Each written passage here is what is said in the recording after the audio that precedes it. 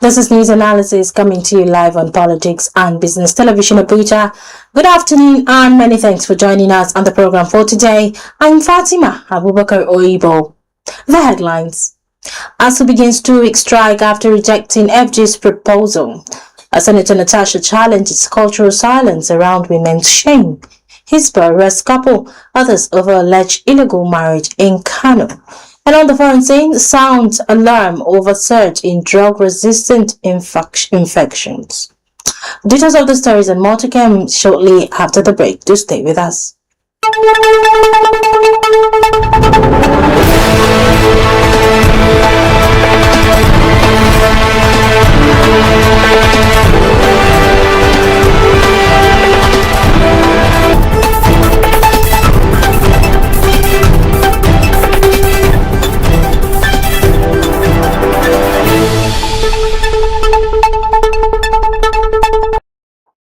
Welcome back.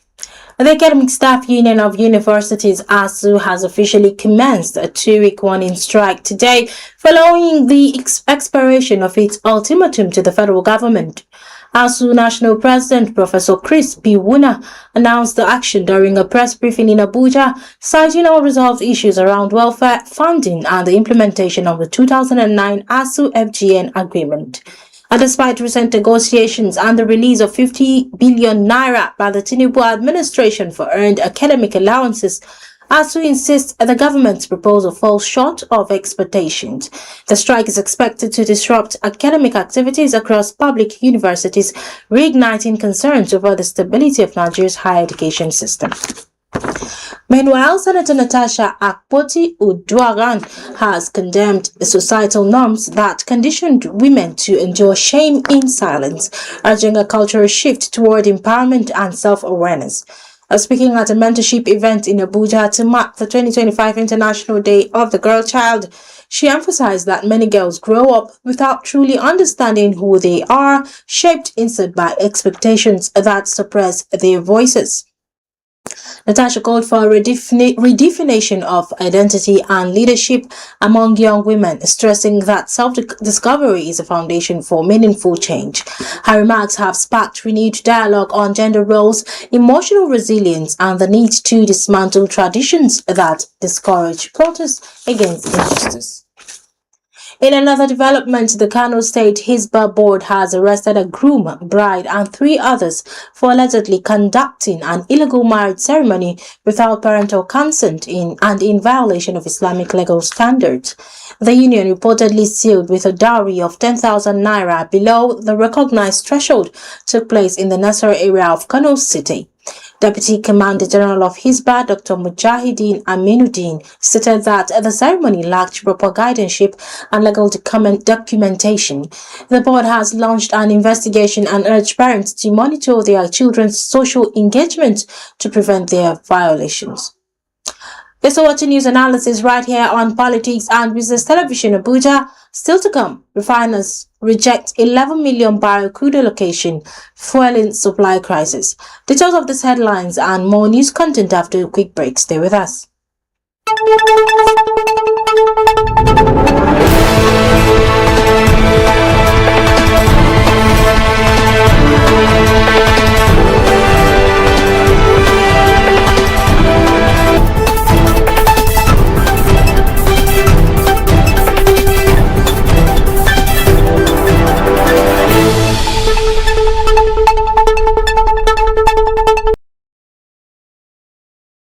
Now on to business matters. Refiners reject 11 million barrel crude allocation fueling supply crisis. Nigeria's refinery crisis has intensified as local refiners push back against a government-mandated allocation of 11 million barrels of crude oil.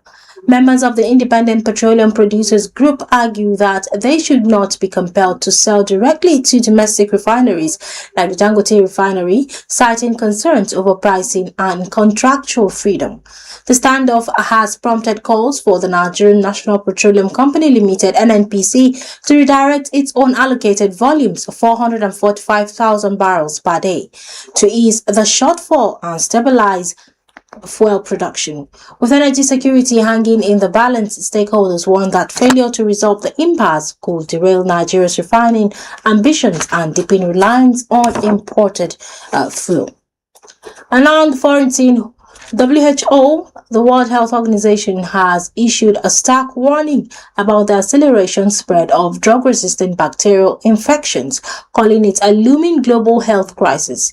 According to recent data, 1 in 6 common bacterial infections worldwide is now resistant to standard antibiotic treatments. The WHO reports that between 2018 and 2023, resistance rose in over 40% of monitored pathogen antibiotic combinations, with annual increases ranging from 5 to 15%.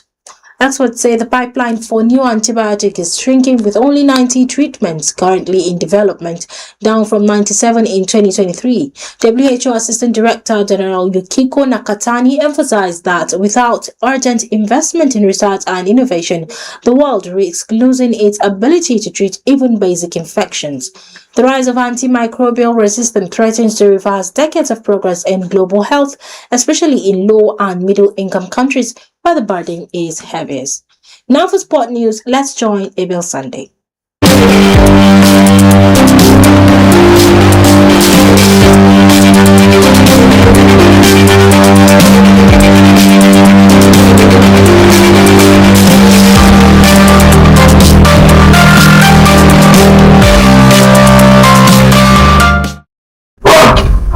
Good day, I'm Abel Sunday, and this is your PRB Sport News Update.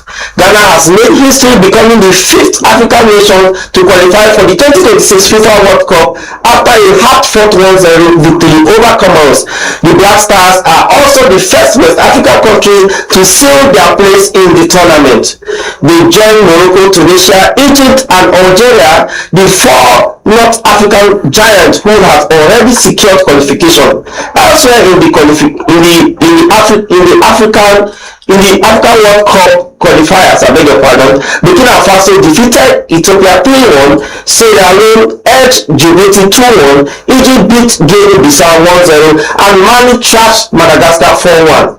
At the FIFA Under-20 World Cup, Morocco are through to the semi-finals after a 3-1 win over the USA. The young Atlas Lion will now face the winner between France and Norway for a place in the finals. I'm Abel Sunday, and this has been your P&B Sport News Update. Stay tuned.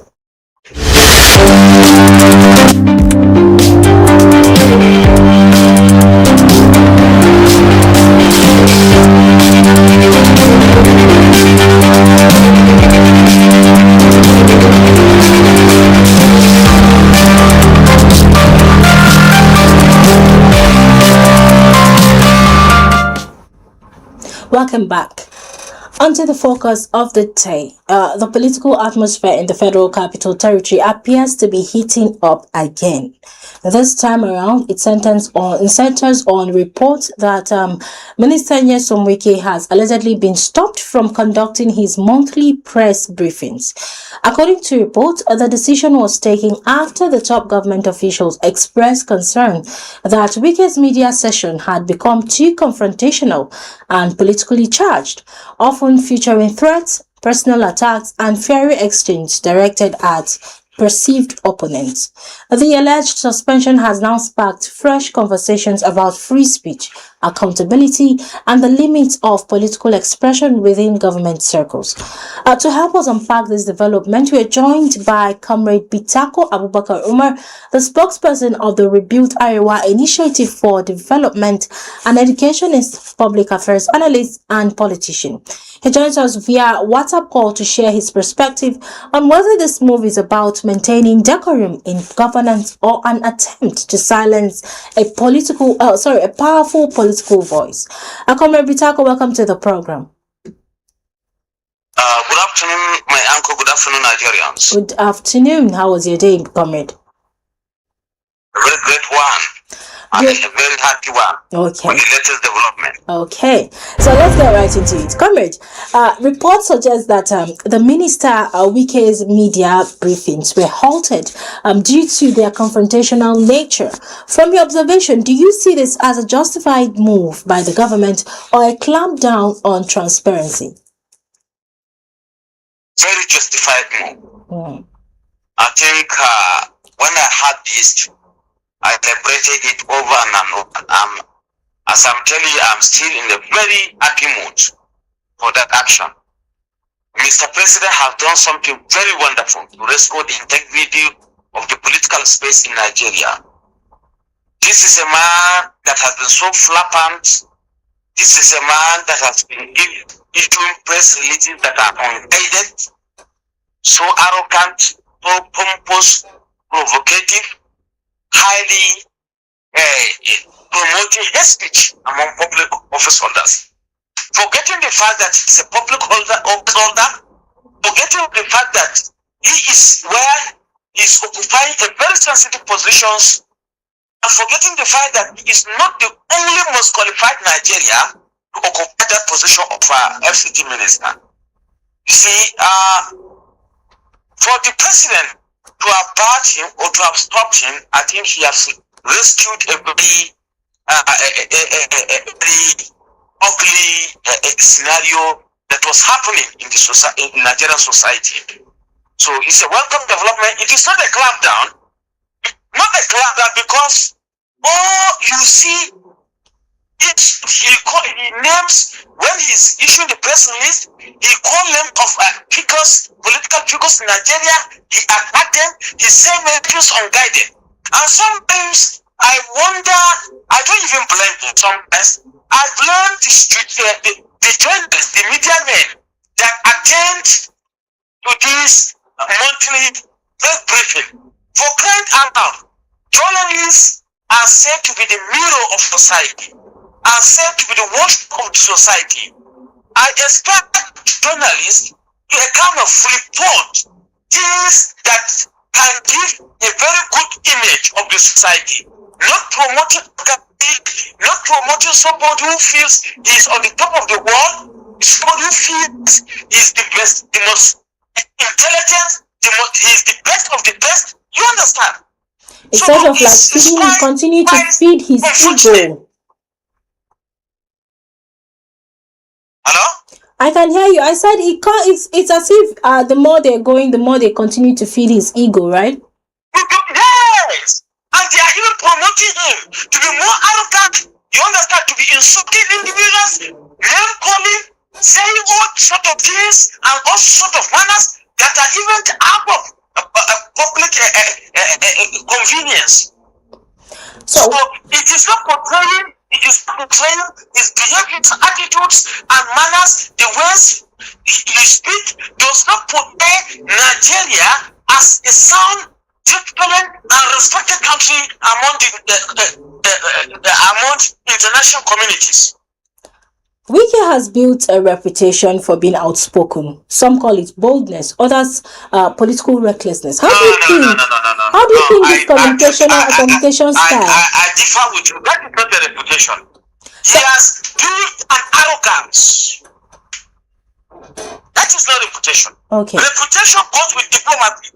Reputation goes with respect of people around you and people in the society. But how do you think this communication style has affected his image and relationship with the current administration?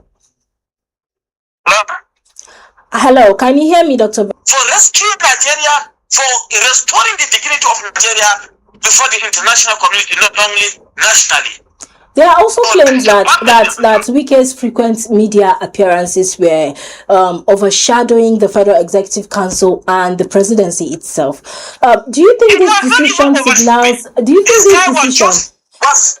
He was not away and stubbornly promoting himself, disregarding the party, the ruling party that appointed him as a minister, disregarding any other, feeling that he is the only Alpha and Omega in the country. Dr. Comrade What Bitako, about the rather, president? this situation, the whole thing, I can feel from the way you're talking, you've been heated up about this should I say controversy, should I say issue, for a long time. But do you think this decision signals a deeper internal tension within the Tinubu administration? Which tension? There's not any tension at all. Okay. The president and commander-in-chief is the president of the Federal Republic of Nigeria, Okay. elected by the citizens of Nigeria, sworn in as a legal president in this country. He oversees all the executive, both the executive, the judicial, and the legislative arm of government. You understand? So he has the power to appoint and not to appoint. He has the power to dismiss, appoint and dismiss. So he has the power to call whosoever that is under him. You understand? To order. He has done he has performed one of his constitutional rights. So what's there? It's not a beauty. It's not a big deal. We just had the Minister of Science and Innovative Technology that was allegedly being accused of certificate forgery. And yes, the president called him. The president who appointed him called him to say, "Look, resign," and he resigned. So the president is doing his work as the president and commander-in-chief, for crying out loud. So people should not go and occupy public offices and be behaving like parents, behaving like they are the perfect people, behaving like they are the only people that want to be appointed in public offices, for crying out loud. Okay, let's turn the heat down a bit. So, how should government officials, particularly ministers, balance personal political expression with the collective message of the administration they serve?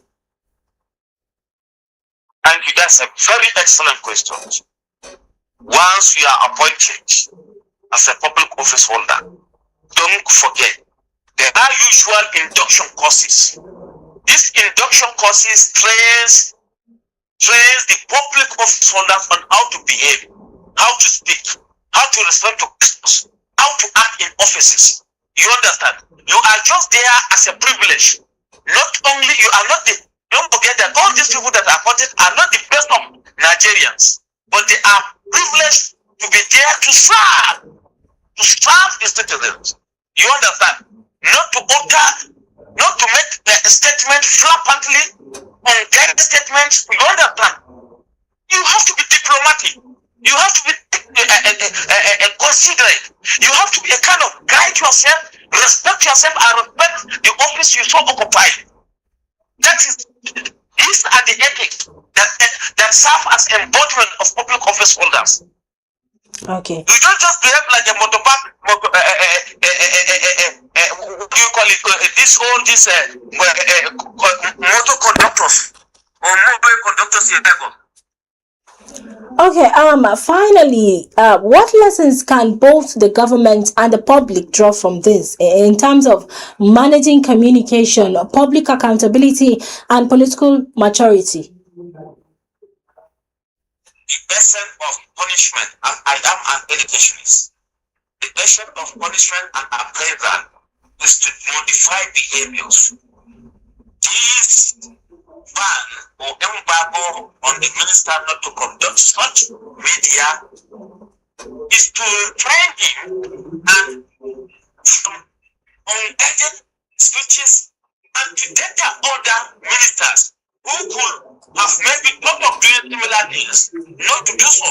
And it is as well as discipline in public office conduct and in discipline among the citizens of the country. In this 21st century, where education, where knowledge is so fast, is at your own palms, please.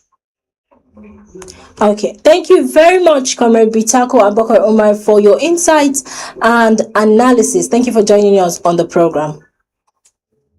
Thank you so much. You're welcome. The suspension of Minister Wike's press briefing